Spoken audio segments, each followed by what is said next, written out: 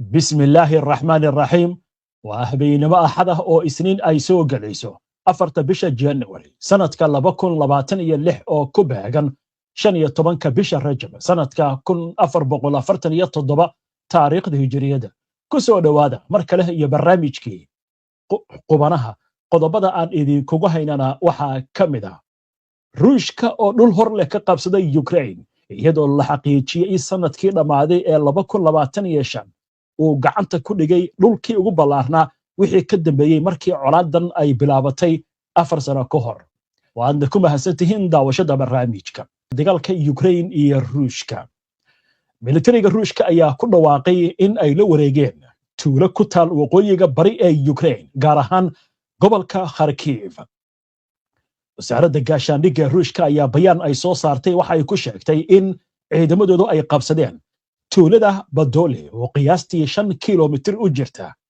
dhanka magaalada Jidda hore ku taal ee Kupianski goorsi horeysay oo maanta taliska guud ee ciidamada Ukraine ayaa warbixin ay soo saareen waxay ku sheegeen in Ruushku uu qaaday 14 weerar oo ka dhan ah fariisimaha ciidamada Ukraine ee jihada Kupianski gaar ahaan agagaarka 8 deegaan oo halkaasi ku yaal tuulooyinka la xusay waxaa ka mid ah Kusharavivka, Koryalivka iyo sidoo kale Batrobo-Velivka dhammaantood ayaa waxaa la sheegay inay ku dhow yihiin magaalada Badole inkastoo aan si toos ah loo xusin tuuladaasi ilaa iyo hadda mas'uuliyadda Ukraine kama aysan hadlin sheegashada Ruushka waxaana adag in si madax bannaan loo xaqiijiyo sababtoo ah dagaalka socda oo imika lagu soo waramayo inuu sii xoogeysanayo dhinaca kale sida ay muujinayso xog ay baahisay wakaaladda wararka ee AFP ee Faransiiska laga leeyahay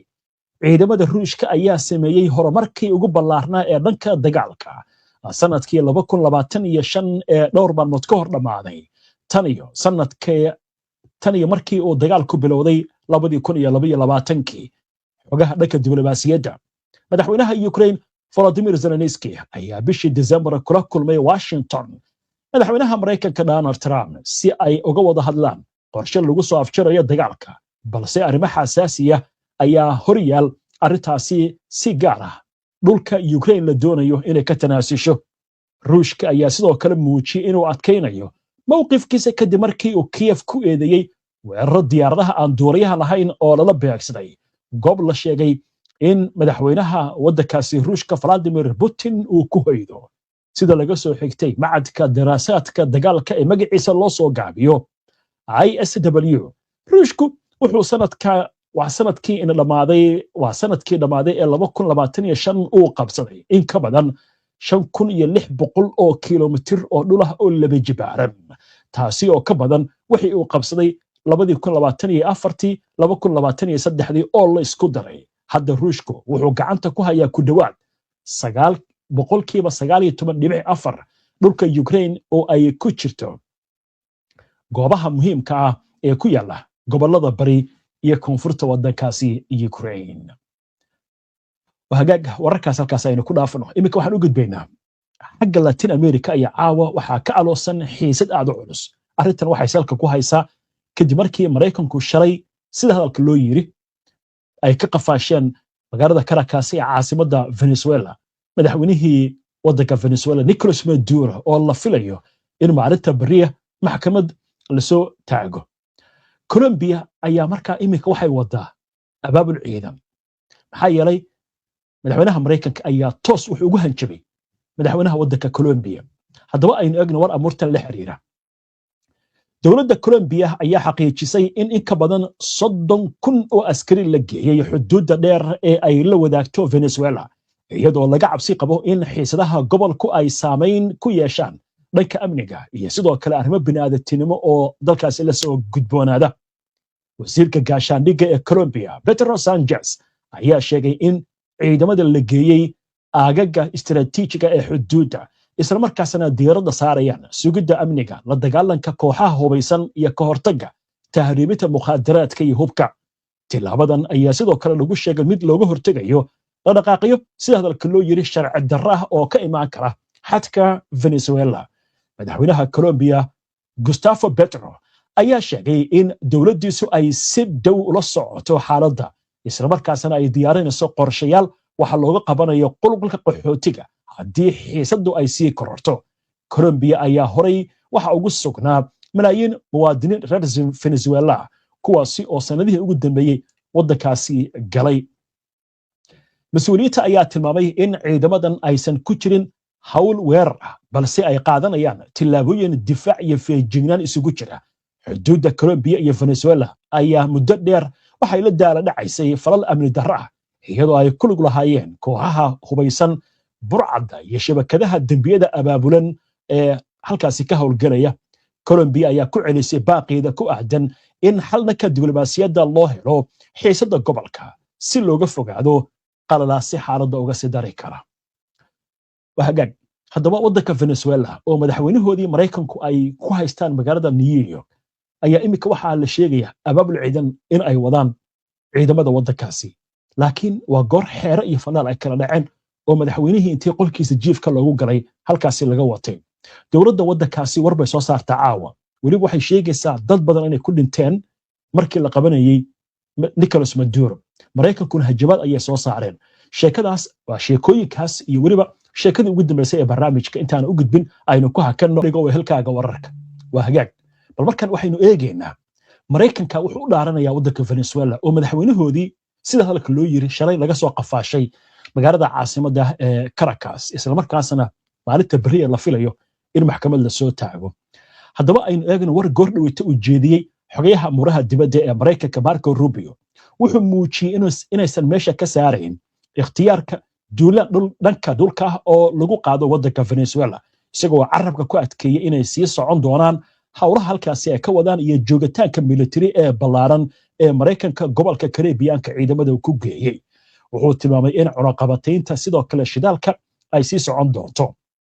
Rubio ayaa u sheegay telefishinka CBS ee laga leeyahay Maraykanka in maamulka Donald Trump uusan ka saarayn meesha ikhtiyaarka isticmaalka ciidamo dhulka ah oo gudaha Venezuela howlgalo ka fuliya, laakiin waxa uu sheegay in arrintaasi ay tahay mid hadda aan la amrin laakiin meesha aan laga saari karin.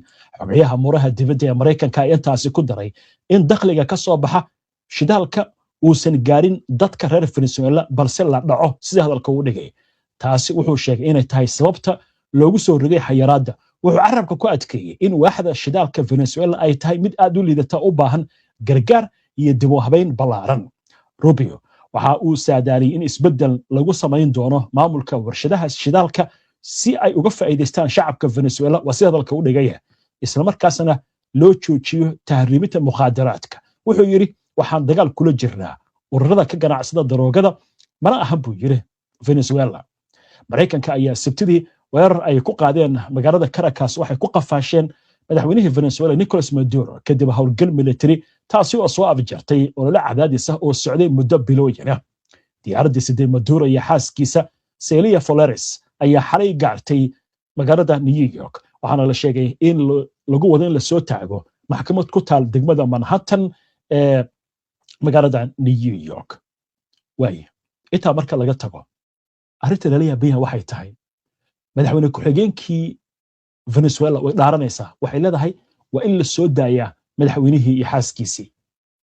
dhinaca kale wasiirka gaashaandhigga ayaa isna wuxuu leeyahay abaabul ciidan baa wadnaa. shaki baa markii meeshaas ka muuqda. dadka qaarkood waxay leeyihiin arrintan ayaga Maraykanka kala shaqeeyay. maxaa yeelay diyaaradaha dagaalka ee Maraykanka ee qomaatiga u kaca iska badaa kuwan kale oo dagaalka iyo kuwa kale oo raadarada ka dhunta helikobtarada caadiga magaalada waxay u soo mareen joog hoos ayuu ku socda markii guriga ku degayeen. dhinac waxaa leeyahay xeriyihii ciidanka waa la duqeeyay gaar ahaan saraakiishii asaga daacadda u ahayd madaxweynaha. waxaa leeyahay kale nidaamka isgaarsiinta ayaa la carqaladeeyay, korontadiina waa la jiray, isgaarsiintoodana waa la jiray. laakiin shaki weyn baa jira. maxaa yeelay madaxweyne ku-xigeenka dhowr jeer bay hadda kahor waxay dafirtay wararka sheegaya in iyadii walaalkeed Maraykanka ay la xiriireen oo wada hadal ay u socdaan way beenis. waxay tiri anigu daacad baan u ahay way tiri madaxweynaha. wasiirka gaashaandhigga isaga laftigiisa maalin kasta bootu wada iyo hanjabaad iyo goodis. imika bal aynu eegno war caawa ka soo kordhay waddanka Venezuela. wasiirka gaashaandhigga ee Venezuela Vladimir Badrino Lopez ayaa wuxuu sheegay in tiro badan oo kamid ah ciidamada ilaalada gaarka ahaa ee madaxweyne Nicolas Maduro inay ku dhinteen howlgal military oo Mareykanku ay ka fuliyeen wadankaasi markii la qabanayay. Nicolas Maduro wuxuu ku tilmaamay taas inay tahay mid ka soo horjeeda qawaaniinta caalamiga. War gordhaweyta oo daabacay wargeyska New York Times oo ka soo xigtay mas'uuliyiin ka tirsan dowladda waddanka Venezuela ayaa waxa ku xaqiijiyay in 80 qof oo shicib iyo askar iskugu jira ay ku dhinteen howlgalkaasi iyadoo markaana laga cabsi qabo in tiradu intaasi ka badato. Isagoo telefishinka khudbad ka jeedinayay, Badrino Lopez wuxuu sheegay in dowladdu ay amartay in la abaabulo dhammaan ciidamada qalabka sida ee dalka si loo xaqiijiyo amniga iyo midnimada dowladda ee Venezuela. Wuxuu carabka ku adkeeyay in ciidamadu ay ku jiraan feejignaan buuxda isla markaasna diyaar u yihiin inay ka jawaabaan wax kasta oo khatar ku ah qaranimada waddanka. Wasiirka ayaa faahfaahin ka bixiyay tirada rasmiga ee khasaaraha, wuxuuna sheegay in dhimashadu ay tahay mid aad u badan gaar ahaan marka loo eego xubnihii ku sugnaa goobaha amniga sare ee madaxweynaha. Dowladda Venezuela ayaa ku eedeysay Mareykanka inuu fuliyay weerar qaanuunka ka baxsan oo xadgudub ku ah qawaaniinta caalamiga. Hadalladan ayaa imaanaya xilli dalka ay ka jirta xaalad kacsan isla markaasna dowladda isku dayaysa inay xoojiso taageerada militariga iyo tan shicibka. Mas'uuliyiinta Caracas ayaa sheegaya in tillaabooyinka la qaaday ay yihiin kuwa difaac ayna ujeedadu ay tahay ilaalinta xasiloonida gudaha iyo ka hortagga faragelin shisheeye. Dowladda Venezuela ayaa sidoo kale ugu baaqday beesha caalamka inay ixtiraamto madax banaanida dalka oo ay taageerto. Dad badan marka waxay leeyihiin ninkan ciidankan u abaabulayo waddanka markii lagu soo duulayay oo madaxweynaha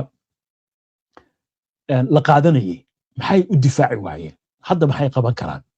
Mareykankan waynu maqlaynaa muxuu leeyahay diyaar baa u nahay howlgal military oo dhanka dhulka inaan fulino. Marka dad badan waxay leeyihiin sidoo kale Mareykanka ujeedkiisu marka muxuu yahay? ilain Maduro hadda way haystaan gacantay ku hayaan. Waa ninkay ku eedeynayaan inuu mukhadaraadka ku jiro oo doorashadii uu boobay oo sida dalka loo dhigay. Inkastoo taa laftigeeda aysan u lahayn gar iyo qaanuun iyo sharci aysan u lahayn inay falkaasi oo kala sameeyaan. Laakiin wax kastaba ka soo qaad. Hadda ninkii waddanka kama taliyo. Maxkamad baa la saaraya maalinta beriyo Isniinta ah. Marka maxay tahay danta Mareykanka uu kaleeyahay la isweydiinaya. Venezuela iyadoo waxay ku eedeynaysaa Mareykanka idaalkeenu rabaa inuu boobo. Arrinta kale muhiimka maxay tahay? Digniinta Mareykanka ay leeyihiin ciidamo dhulka ayaan u direynaa Venezuela. Laakiin arrintaas waxaa ka digaya xitaa khubarada Mareykanka. Waxay leeyihiin meeshaas haddii aan dhulka ku galno oo ciidamo luga ay galaan wixii ka dhacay Vietnam baa ka dhacaya. Marka waynu arki doonaa maalmaha soo socda iyo saacadaha soo socda waxbaa kala candaan doona. Maduro ma khiyaameen wasiirkiisa gaashaandhigga iyo taliyaashii ciidamada iyo madaxweyne ku-xigeenku mise daacad bay u doonayaan inay waddanka difaacaan. Waqtiga iyo waayaha ayaa inoo sheegi doonaa. Iminka waxaynu soo gaarnay sheekadii ugu dambeysay ee barnaamijka aynu ku soo gabagabeyn jirnay. Alaab waxaynu ku soo qaadanaa sheeko ka duwan sheekooyinka barnaamijka aad ku soo daawateen. Waxaan idin haynaa wax walba waa lagu tartamay. Orod baa lagu tartamay.